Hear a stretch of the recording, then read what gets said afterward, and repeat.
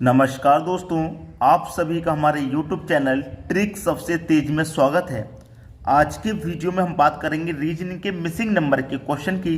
तो यहाँ पे आप देखेंगे 3 इंटू 3 का सिमेट्री है और यहाँ पे हमें x का मान फाइंड करना है। ये कॉर्नर पे कौन सी संख्या आएगी।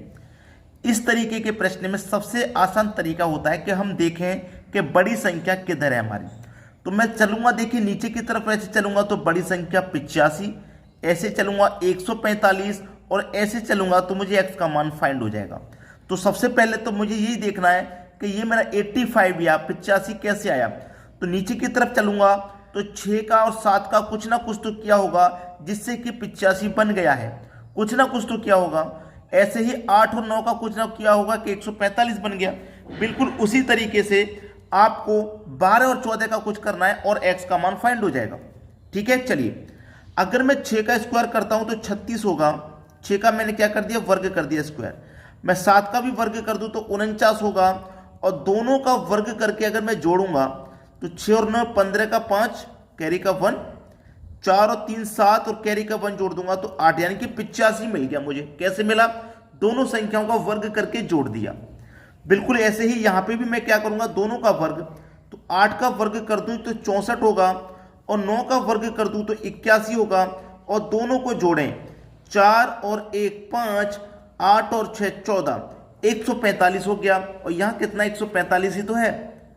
तो आपको आसानी से तरीका मिल गया कि बड़ी संख्या की तरफ हम कैसे पहुंच रहे हैं। यहां पे भी बिल्कुल वैसे ही करना होगा, दोनों का वर्ग करना होगा। तो 12 का वर्ग आपको याद है, नहीं याद तो नोट कर लेना, 144 होता है। और 14 का वर्ग आपको नहीं मालूम तब भी लिख लेना, 14 का वर्ग होता है 196।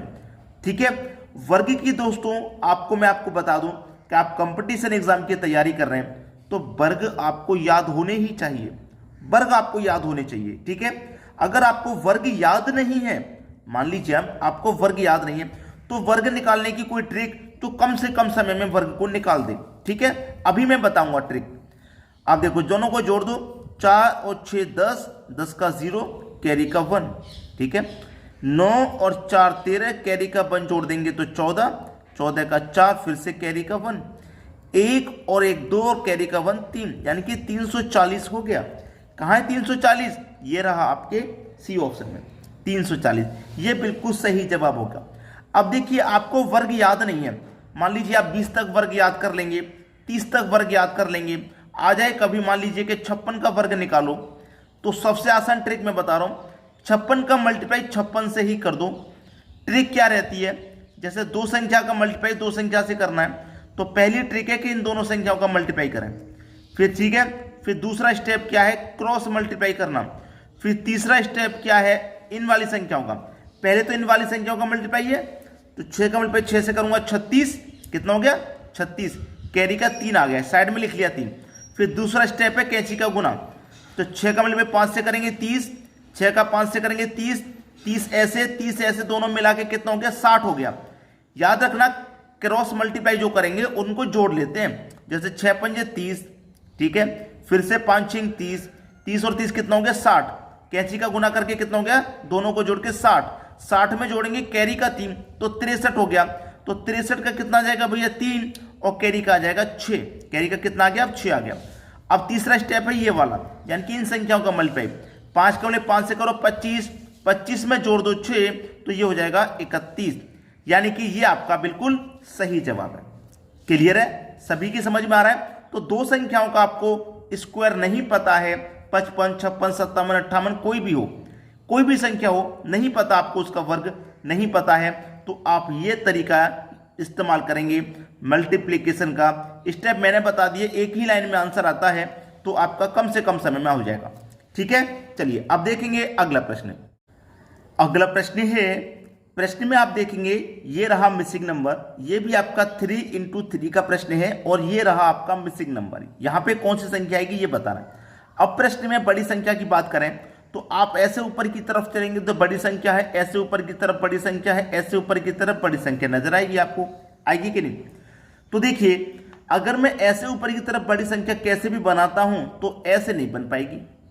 कैसे बनेगी, अगर मैं 18 में 1 जोड़ दूंगा तभी तो 19 बनेगा, लेकिन इनसे 1 जोड़ने पर, साथ में 1 जोड़ने पर तो 30 नहीं बन पा रहा। तो जरूर कोई ना कोई दूसरा तरीका है इसका, इस तरीके से तो नहीं होगा। देखिए मैं क्या करूं, ये वाला कॉलम, ये वाला कॉलम और ये वाला कॉलम, तीनों को मैं पहले जोड़ के देख लूं। चलिए जोड़ के देखूंगा। 24 में 5 जोड़ूंगा 29, 29 में जोड़ूंगा 9 तो ये हो जाएगा 38, यानी इस वाले कॉलम का योग हो गया 38 हो गया। इस वाले कॉलम को जोड़ेंगे 30 में 7 जोड़ेंगे 37, 37 में 1 जोड़ेंगे 38, इस वाले कॉलम का योग भी 38 हो गया, तो इसका भी 38 होना चाहिए, होना चाहिए कि नहीं, इसका भी 38 होना चाहिए। अब 19 और 18 को जोड़ूंगा तो कितना हो जाएगा 37। अब 38 बनाने के लिए कितना आना चाहिए भाई, यहां पे भी 38 आना चाहिए, जब यहां 38 यहां पे तो यहां पे भी 38 होगा। अब 19 और 18 दोनों का योग करूंगा तो 37 होता है। अब 37 होता है तो 38 के लिए मुझे कितना जोड़ना पड़ेगा, 1 जोड़ना पड़ेगा, तो x का मान कितना हो गया मेरा 1 हो गया, यानी कि बी ऑप्शन बिल्कुल सही जवाब है आपका। क्लियर है सभी को। अब देखेंगे अगला प्रश्न। अगला प्रश्न है, यहां देखिए 4 8 16 फिर 32 फिर आपका 64 और फिर दे रखा है आपका 128, फिर x है, फिर क्या है आपका 512 है, फिर है आपका 1024। अब इसमें क्या मेथड है भाई, इसमें क्या तरीका लग रहा है आपका, ये आपको मालूम होना चाहिए इसमें क्या तरीका लग रहा है। ठीक है, चलिए यहां पे अगर मैं तरीके की बात करूं यहां पे, तो सीधा सीधा क्या है, आपको ये तो मालूम है कि ये 4 ये 8 और ये 16, इतना तो आपको मालूम ही है।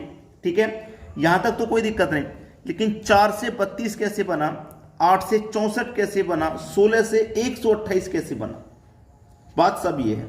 ठीक है, कैसे बना, यहीं पे दिमाग लगाना है आपको बस, और आपके प्रश्न का आंसर आ जाएगा। मैं 4 का मल्टीप्लाई कितने से करूंगा, 32 हो जाए, 4 का मल्टीप्लाई 8 से करूंगा 32, 8 का मल्टीप्लाई 8 से करूंगा तो 64, और 16 का मल्टीप्लाई 8 से करूंगा तो 128 होता है। इतना तो क्लियर है। मल्टीप्लाई कितने से हो रहा है, सभी का 8 से, इसका भी मल्टीप्लाई 8 से हो रहा है, इसका भी 8 से हो रहा है, इसका भी 8 से हो रहा है, यहां तक तो 8 से मल्टीप्लाई हो गया।